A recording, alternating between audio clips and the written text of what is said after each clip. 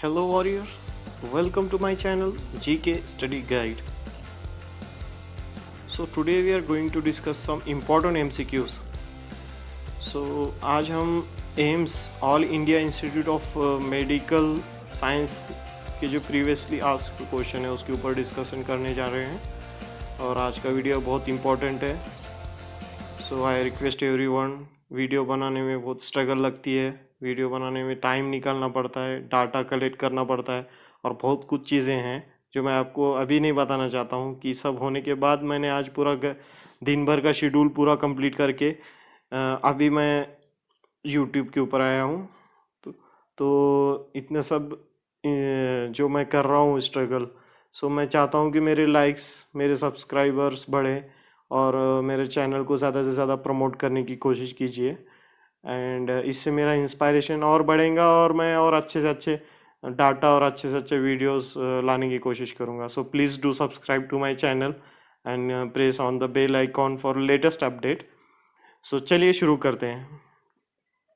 सो questions based upon AIIMS हैं. जो AIIMS Delhi है इसके अंदर जो क्वेश्चंस 2018 के एग्ज़ाम में जो पूछे गए थे वो क्वेश्चन के ऊपर जो मैं ये वीडियो बना रहा हूँ. ओके, उसके अंदर बहुत से क्वेश्चंस है. ये पीडियाट्रिक सब्जेक्ट जो है चाइल्ड हेल्थ नर्सिंग, उसके ऊपर बहुत सा जो फोकस करने की कोशिश करूँगा मैं. तो एम्स का एग्ज़ाम्स में जो क्वेश्चंस है वो इम्पोर्टेंट है. सभी एग्ज़ाम में ये क्वेश्चंस का वेटेज है और एग्ज़ाम में ये क्वेश्चंस में और may not be ask, but B prepare for that. आपका कंसेप्ट क्लियर करना चाहता हूँ, आपका कंसेप्ट क्लियर हो जाएगा, यही मेरी इसके पीछे कोशिश है कि आप जो मैं पॉइंट के ऊपर फोकस कर रहा हूँ वो स्टडी कीजिए आप, ताकि आपको एग्ज़ाम के लिए पढ़ाई करने में और आसानी हो जाए. सो पहला क्वेश्चन है, the name of the causative organism that is responsible for rheumatic fever. जो रूमेटिक फीवर है, as you know that it is one of the disease. जैसे कि रूमेटिक आर्थराइटिस है वैसा ही आर्थराइटिस के रूमेटिक फीवर है. इसमें बॉडी का टेम्परेचर हाई होता है और कोई भी इन्फेक्शन जो जब भी बॉडी में होता है तो अल्टीमेटली बॉडी का टेम्परेचर हाई होता है, राइट. तो इसके नेम में in the name itself that is rheumatic fever. So इसका पॉजिटिव ऑर्गेनिज्म क्या है वो डिस्कस करेंगे. तो इसमें 4 ऑप्शन है. पहला ऑप्शन है क्लेब्सियला, दूसरा है मोनोकोकस, तीसरा ऑप्शन है group A beta haemolytic Streptococcus और लास्ट डी ऑप्शन है स्टेफाइलोकोकस. तो मे बी आपको इसका आंसर आता होगा, लेकिन मैं आपको बताना चाहता हूँ कि इसका आंसर है C, group A beta haemolytic streptococcus इसका आंसर है. तो हम चेक करेंगे अभी कि इसका आंसर क्या है. सो इसका आंसर करेक्ट सी, मैंने जैसे आपको बताया कि group A beta haemolytic streptococcus है. रोमेटिक फीवर का कॉजिटिव ऑर्गेनिज्म जो है, जो कॉजिटिव माइक्रो ऑर्गेनिज्म वो है group A beta haemolytic streptococcus, for your kind information. So चलिए हम इसका रैशनल देखते हैं कि how it is rheumatic fever क्या होता है और इसका मेन कॉजिटिव मेन कॉजेस क्या हैं इसके. वैसा तो एन नंबर ऑफ कॉजेस है रोमेटिक फीवर के, लेकिन मैं जो इम्पोर्टेंट कॉजेस है उस पर फोकस करना चाहता हूँ.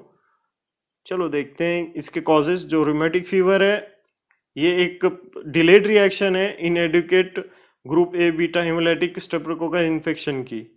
यानी जब इनएडुकेट हम या इम्प्रॉपर हम ट्रीट करते हैं बीटा हेमोलाइटिक स्ट्रेप्टोकोकस इन्फेक्शन को, तो वो लीड होता है, उसका ज़्यादा सीरियस फॉर्म होता है और वो है rheumatic fever. That is rheumatic fever is resulting as a delayed reaction for the inadequate treated group A beta haemolytic streptococcal infection. जैसा कि मैंने आपको बताया कि जब भी हम streptococcal infection, group A beta haemolytic streptococcal infection को डिलेड ट्रीट करते हैं, यानी उसको हम उसके ऊपर कोई ट्रीटमेंट नहीं करते हैं, तो उसका एक सीरियस फॉर्म बॉडी में क्रिएट होता है, पैथोफिजियोलॉजिकल चेंजेस होते हैं जिससे रोमेटिक फीवर होता है. सो इसके इटियोलॉजिकल फैक्टर अगर हम देखेंगे तो बहुत से इसके इटियोलॉजिकल फैक्टर है, लेकिन मैं आपको इम्पोर्टेंट फैक्टर बताना चाहता हूँ कि इम्पोर्टेंट फैक्टर क्या है.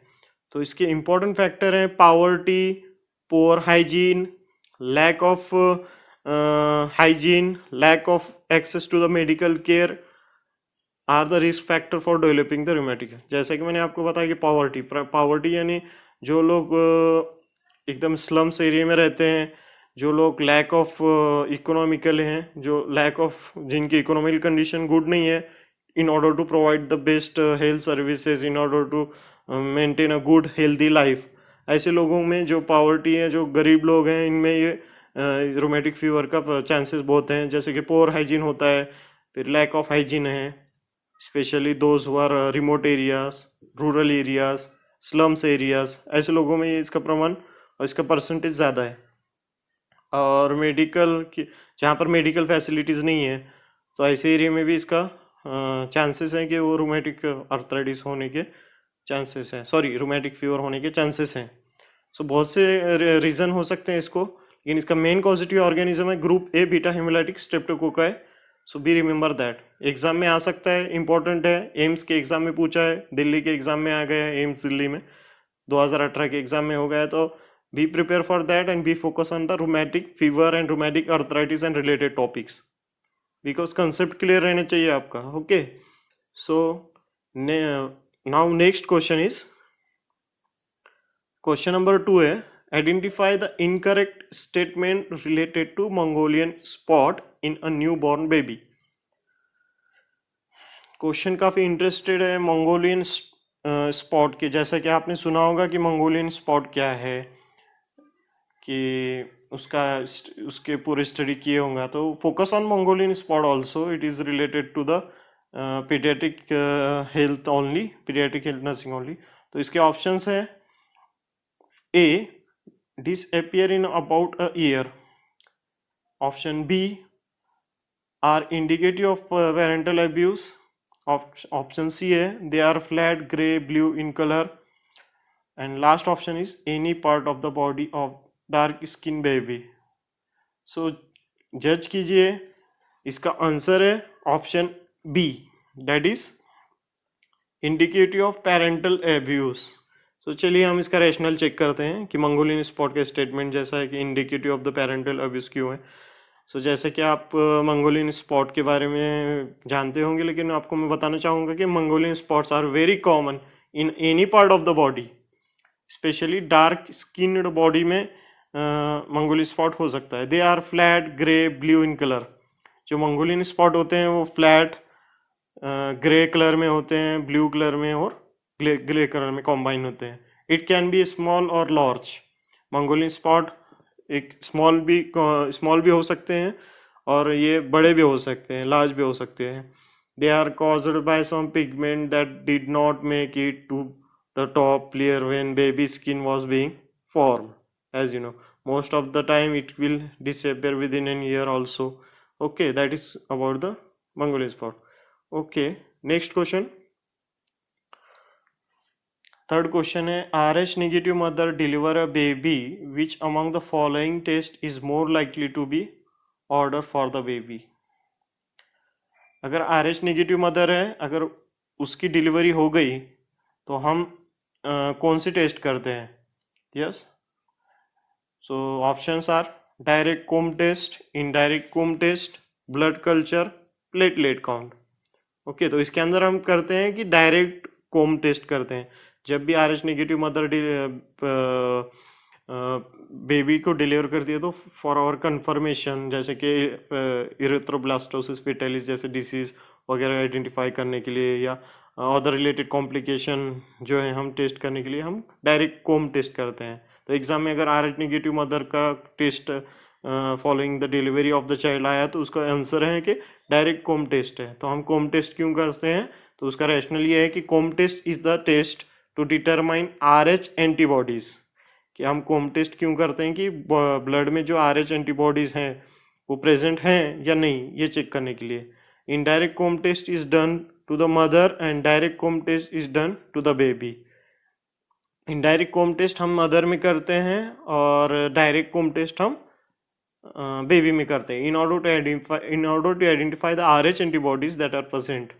Okay, blood culture and blood count does not help in detecting RH antibodies. So exam में ऐसा भी क्वेश्चन आ सकता है कि RH एंटीबॉडी डिटेक्ट करने के लिए हमें ब्लड कल्चर लेना है कि प्लेटलेट कौन लेना है, तो हम डायरेक्टली हम क्या कोम टेस्ट ही मेंशन करेंगे, indirect for mother and direct for baby in order to identify the RH antibodies. Clear? Okay, next question. Question number 4. Parents brought a 4-month-old OPD with lethargy. Which among the following finding is suggestive of fluid volume deficit?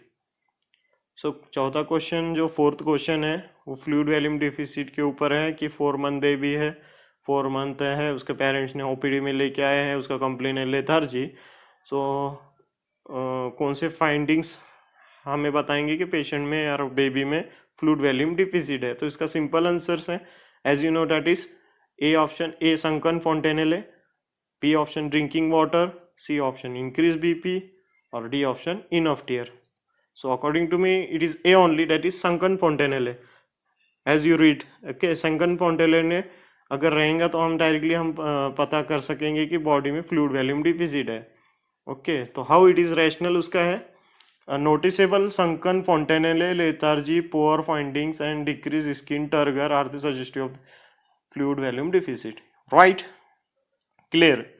Fontanelle, sunken, lethargy, weakness, skin turgor, decrease. Okay, ये सब क्या है? Dehydration के भी sign है और fluid volume deficit के भी साइन है. Okay, so next question is the fifth question. Failure of foramen oval to close will lead to. ये है TOF related cardiovascular complications in the childrens, specially tetralogy of Fallot and related questions के ऊपर भी आपको focus करना चाहिए. Okay, जो congenital anomalies है ये भी पोर्शन बहुत इंपॉर्टेंट है for the sake of examination. Okay, इसके ऊपर भी फोकस करना बहुत ज़रूरी है, एम्स में आया है question. Okay, failure of the foramen ovale to close will lead to. अगर फोरामेन ओवल क्लोज नहीं होता है टाइम पे तो उससे कौन सा कॉम्प्लिकेशन होते हैं? तो पहला ऑप्शन है atrial septal defect, B option है वेंट्रिकुलर सेप्टल डिफेक्ट जैसे कि VSD, और सी ऑप्शन है patent ductus arteriosus and D option है transposition of the greater arteries. Okay, once you go through this, but according to me it is an arterial septal defect only. Atrial septal defect is the जब भी foramen Oval properly close नहीं होता है तो ASD इसकी diagnosis है. और हम इसको डॉपलर के वगैरह डॉपलर जैसा कि 3 डायमेंशनल है, 2 डायमेंशनल डॉपलर स्टडीज है, वो हम देख के हम इजीली आइडेंटिफाई कर सकते हैं कि एट्रियल सेप्टल डिफेक्ट है या वेंट्रिकुलर सेप्टल डिफेक्ट है या पेटेंट डक्टस एट्रियोसस है. Okay, so failure of the foramen ovale close will lead to atrioseptal defect, ASD we can call. Next question, fifth question है, सॉरी इसका rational के हम देखना भूल गए. ओके, रैशनल इसका foramen ovale is present between 2 atrium. The abnormal connection between 2 atria is the post natal life can lead to the atrial septal defect. Yes, जैसा कि आपको बताना चाहूँगा कि फोरामेन ओवल जो है वो ऑरिकल्स के बीच में रहता है. तो abnormal connection between 2 atrial in the post natal life can lead to the. Okay, जैसे एबनॉर्मल कनेक्शन है उसका अगर वो हो जाएगा तो atrioseptal, because it is an related to the auricle और atrium. Next, sixth question, according to the IAP classification. Okay, if weight for the age is 61 to 70, which grade of malnutrition it is? ये malnutrition related question है. Okay, and malnutrition as you know that Kwashiorkor है, Marasmus है. Okay, जब अगर ये question आप समझने की कोशिश कीजिए कि according to the IAP classification, जो IAP classification, once you go through it, weight of the age, weight for age is 61 to 70. Which grade of malnutrition it is? Grade 1, grade 2, grade 3, grade 4. So ये grade 2 इसका answer है. अगर weight for the age is 61 to 70 के बीच में रहेगा तो हम उसको grade 2 malnutrition. ओके, ऐसे हम रैशनल चेक करेंगे. तो इसके grades and weight for the age दिया है. ओके, सो अगर ग्रेड 1 रहेगा तो उसका एज है 70 to 80%। ओके, अगर ग्रेड 2 है तो 61 to 70%। Okay, malnutrition, once you go through it, it is one of the important concept or important point from the pediatric health nursing। Grade 3 जो है 51 to 60 है, एंड ग्रेड 4 है less than 50 है। तो grade 4 जो है वो सबसे डेंजरस है, लेस देन 50 है, that is the grade 4 for mall nutrition. Grade 1 71-80, grade 2 61-70, grade 3 51-60, less than 50 is the grade 4 malnutrition। Malnutrition, as you know, that is deficiency in one or more than one essential nutrients। Okay, essential or non-essential nutrients from the body। So question number 7, what are the advantage of delayed cord clamping? Simple question है कि advantages क्या हैं delayed cord clamping के। जैसे कि बच्चा baby जब भी डिलीवर होता है तो उसके बाद कॉर्ड क्लैंपिंग करते हैं। तो अगर हम वो कॉर्ड क्लैंपिंग देर से करेंगे, डिलेड करेंगे, तो उसके फ़ायदे क्या हैं, एडवांटेजेस क्या हैं। तो उसके अंदर का नंबर 1 पॉइंट है improved haematological status.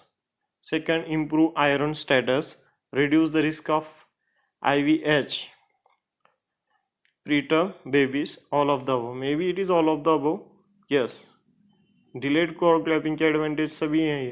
That is haematological status improve हो जाएगा, बच्चे में खून यानी HB वगैरह आयरन स्टेटस इंप्रूव हो जाएगा, reduce the risk of haemorrhage and all preterm babies etc। Okay, so next question is the 8 number question. Drug use in the treatment of neonatal jaundice is. जो neonatal jaundice है इसके ऊपर भी questions है AIIMS में। That is drugs use in the treatment of neonatal jaundice. Neonatal jaundice में हम कौन सा ड्रग यूज़ करते हैं, तो इसका आंसर है phenobarbitone, betamethasone, diazepam, calcium gluconate. So according to me it is phenobarbitone only. Okay, how it is, it is correct only phenobarbitone. So phenobarbital act in the liver, induce the glucuronidase enzyme, so it is a drug of choice। Okay, जो enzyme deficit रहता है उसको improve करता है, induce करता है, इसके लिए वो नियोनेटल जॉन्डिस में हेल्पफुल है। Okay, next question number 9, Chvostek sign and Trousseau signs are seen in what? Hypokalemia, hyperkalemia, hypocalcemia और hypercalcemia। तो इसका आंसर है hypocalcemia। once you go through it, okay, 9, okay, once you go through it, okay, 1-year-old child comes to well baby clinic and nurse notice that the child anterior fontanelle is still open, obviously। okay, what is the appropriate nursing intervention? 1 साल का बच्चा है और वो complain है कि उसका open है, एंटीरियर फोंटेनेले ओपन है। सो अप्रोप्रिएट नर्सिंग इंटरवेंशन क्या है इसमें? तो option A, report a doctor, normal findings, measure head circumference। okay, maybe it is a normal finding only, look for sign and symptoms of the any other infection। Actually normal finding है। Okay, जो anterior फोंटेनेल है वो generally 18 महीने में close होता है बच्चे का, 1 ईयर ऑफ द चाइल्ड का। Okay, it is a normal, okay, normal finding only. Okay, no need to worry. Next is the first appearing teeth in the child is, first appearing teeth in the child, okay, कौन से? Premolar है, इंसिसर है, canine से और third molar है। May be it is incisor. Okay, correct, it is incisor only. The first appearing teeth in the childrens are incisor. Rational क्या है? The bottom incisor are the first teeth that tends to erupt in the child 6 to 8 month of the age. जब भी बच्चे का और babies का as 6 to 8 होता है तो बॉटम से इंसिसर निकलना चालू होते हैं। Okay, ultimately it is an incisor only. Erupt जो फर्स्ट टीथ है वो इंसिसर है। Okay, next is the question number 12, while administering the IV fluid for the management of dehydration, among the following is the most important nursing intervention।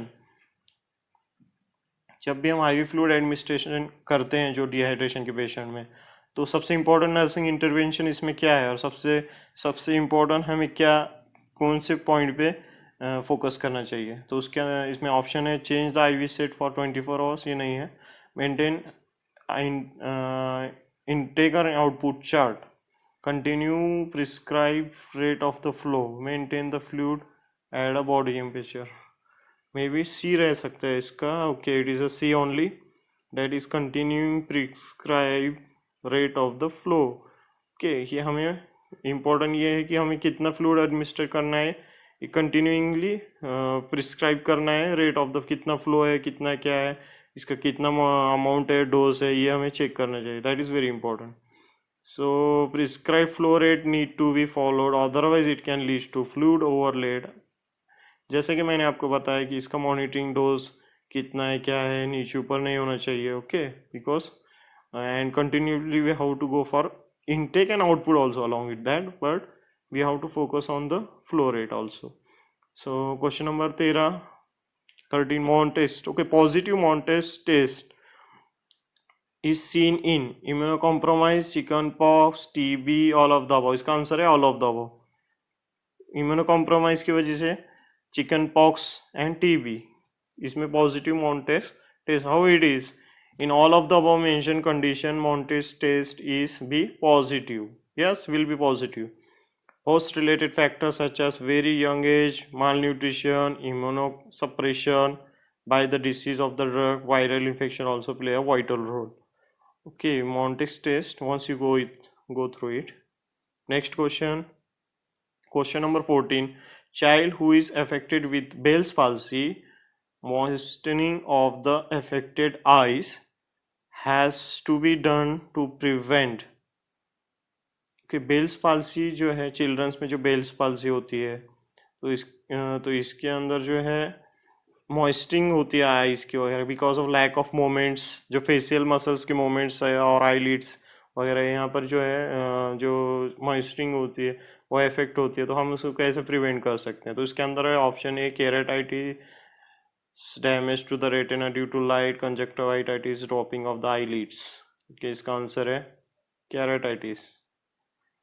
Moistening of the eyes, affected eyes has to be done to prevent keratitis, क्योंकि infection हो सकता है। Bell's palsy में lack of movement है facial muscles के, तो हम जो moistening of the affected eyes has been done to prevent, जो मॉइस्टनिंग कंटिन्यूस करते हैं, आई ड्रॉप्स डालते हैं या फिर हमें लुब्रिकेंट वगैरह अप्लाई करते हैं आइस को, तो वो क्यों करते हैं? तो हमें केराटाइटिस प्रिवेंट करना है, केराटाइटिस प्रिवेंट करना है।